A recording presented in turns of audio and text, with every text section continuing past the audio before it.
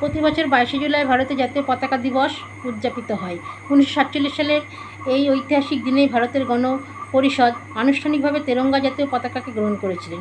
এই দিনটির তাৎপর্য ইতিহাস সম্পর্কে আরও কিছু তথ্য ইতিহাস স্বাধীনতা লাভের মাত্র কয়েক সপ্তাহ আগে 22শে জুলাই 1947 তারিখে পণ্ডিত জওহরলাল নেহরু গণপরিষদে জাতীয় পতাকা গ্রহণের প্রস্তাবটি পেশ করেন। ডিজাইন ভারতের বর্তমান ত্রিবর্ণ রচিত জাতীয় পতাকাটি অন্ধ্রপ্রদেশের স্বাধীনতা সংগ্রামী পিঙ্গালি ভেঙ্কাইয়া তৈরি করেছিলেন।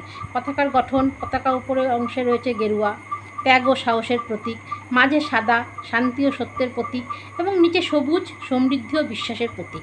একদম মাঝে সাদা অংশে রয়েছে 24টি দণ্ডযুক্ত গাঢ় নীল রঙের অশোক চক্র, যা প্রগতি, নিরন্তর এগিয়ে চলার প্রতীক।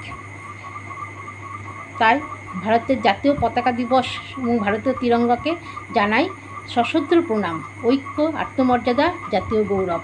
জয় হিন্দ, বন্দে মাতরম। এবার একটি কবিতা দিয়ে শেষ করব। পতাকা দিবস 22শে জুলাই, ভারত মাতার সেরা রোশনাই, পতাকার রূপ অপরূপ সুন্দর, পৃথিবীর শ্রেষ্ঠ কি মনোহর। পিঙ্গালি ভেঙ্কাইয়া পতাকার রূপকার, স্বাধীনতা সংগ্রামী সুসন্তান ভারত মাতার। জাতীয় পতাকা দেশের সম্মান রক্ষা করে লাখো নওজোয়ান, পতাকার সম্মান রক্ষার তরে প্রাণ বলিদান করে অকাতরে। এমনই দামি এই পতাকা লাখো শহীদের রক্তে লেখা, তাই দেশবাসী কোটি কোটি শ্রদ্ধাঞ্জলি দেয় ভূমিতে লুটি। জাতীয় পতাকা দিবসের শুভ দিনে শপথ করো হে ভারত সন্তানে, যতদিন চন্দ্র সূর্য দীপ্তমান, অক্ষত রাখিব দেশ পতাকার সম্মান। ধন্যবাদ।